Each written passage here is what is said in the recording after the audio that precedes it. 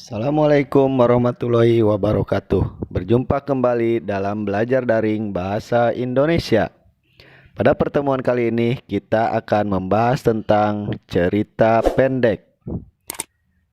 Apa sih cerita pendek itu? Cerita pendek atau sering disingkat dengan cerpen adalah suatu bentuk prosa naratif fiktif. Cerita pendek cenderung padat dan langsung pada tujuannya dibandingkan karya-karya fiksi yang lebih panjang, seperti novela dalam pengertian modern dan novel. Karena singkatnya, cerita-cerita pendek yang sukses mengandalkan teknik-teknik sastra seperti tokoh, plot, tema, bahasa, dan insight secara lebih luas dibandingkan dengan fiksi yang lebih panjang. Ceritanya bisa dalam berbagai jenis. Cerita pendek berasal dari anekdot, sebuah situasi yang digambarkan singkat yang dengan cepat tiba pada tujuannya, dengan paralel pada tradisi penceritaan lisan. Dengan munculnya novel yang realistis, cerita pendek berkembang sebagai sebuah miniatur, dengan contoh-contoh dalam cerita-cerita karya E.T.A. Hoffmann dan Anton Chekhov.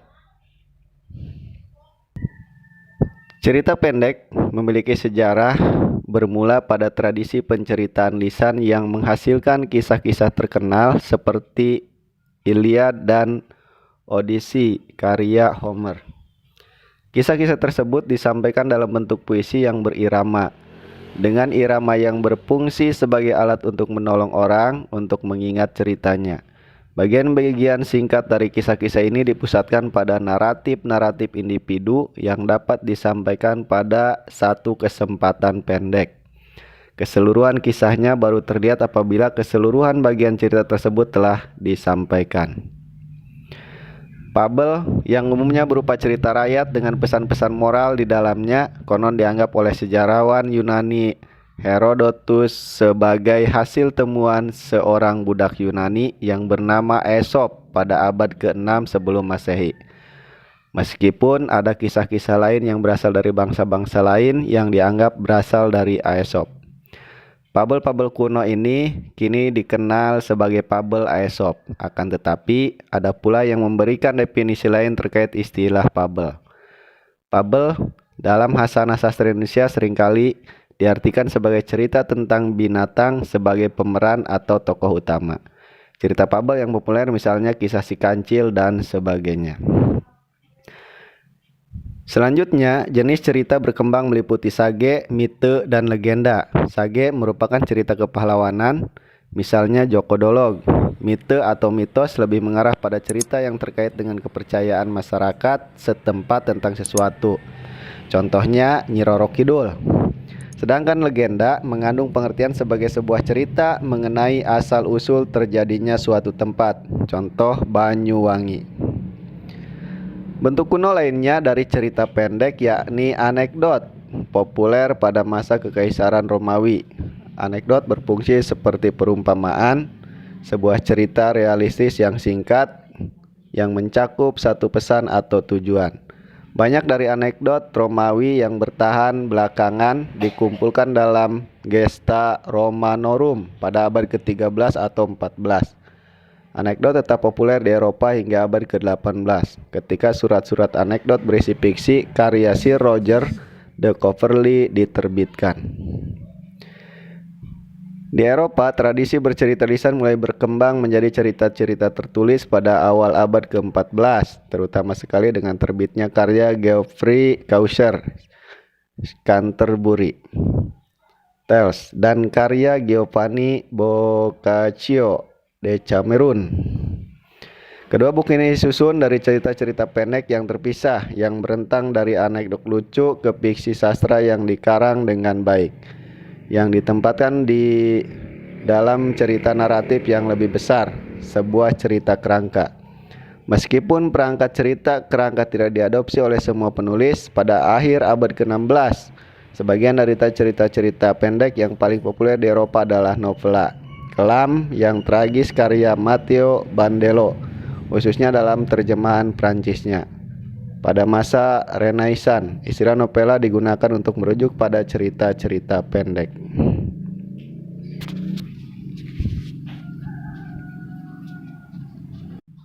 Berikutnya ciri-ciri cerita pendek.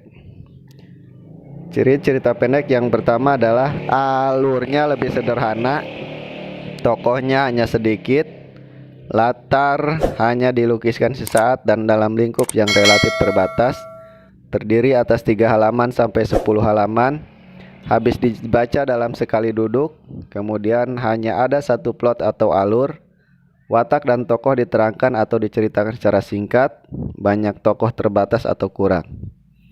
Kemudian berikutnya unsur-unsur dari cerita pendek. Unsur cerita pendek ini bagi menjadi dua. Yang pertama unsur intrinsik atau unsur pembangun cerita yang berasal dari dalam cerita itu sendiri, dan unsur ekstrinsik yaitu unsur dari luar. Berikut unsur intrinsik dari cerita pendek. Yang pertama tema. Tema yakni titik tolak pengarang dalam menyusun sebuah cerita. Pengarang menentukan tema sebelum mengarang. Pembaca menemukan tema setelah membaca seluruh cerita. Yang kedua, alur atau plot. Merupakan rangkaian kejadian peristiwa yang disusun berdasarkan hukum sebab akibat. Jenis alur ini dibagi menjadi 3, alur maju, alur mundur, dan alur campuran. Untuk tahap alur yaitu pengenalan situasi cerita atau permulaan atau exposition. Kemudian pengungkap peristiwa, complication.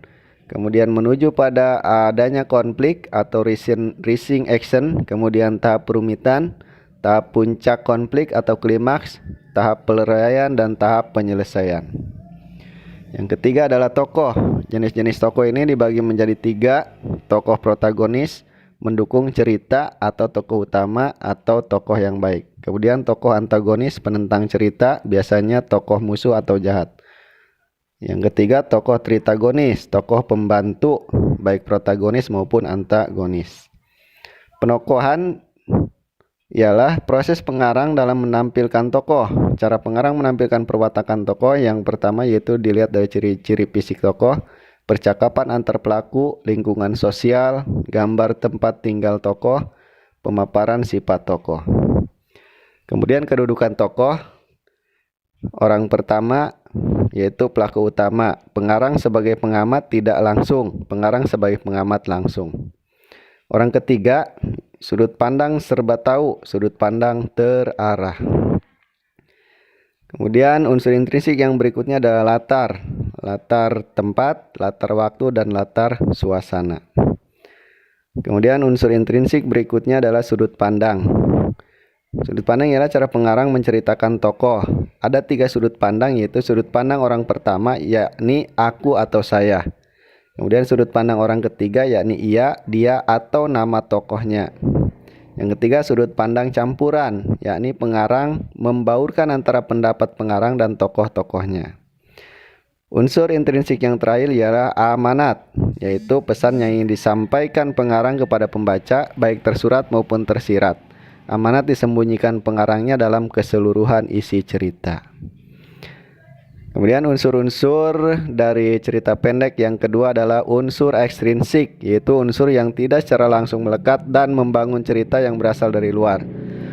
Unsur ekstrinsik antara lain latar belakang kehidupan pengarang, kondisi zaman saat karya sastra itu diciptakan, latar belakang kehidupan pengarang meliputi tingkat pendidikan, profesi atau pekerjaan, status sosial ekonomi, pandangan politik, kepercayaan, agama atau paham yang dianut pengarang, dan lain-lain. Dan keadaan zaman pada saat karya sastra diciptakan merujuk pada situasi politik dan tingkat peradaban masyarakat saat karya sastra itu diciptakan. Nah, itu mungkin untuk pembahasan tentang cerita pendek. Jika ada pertanyaan silahkan tuliskan di kolom komentar.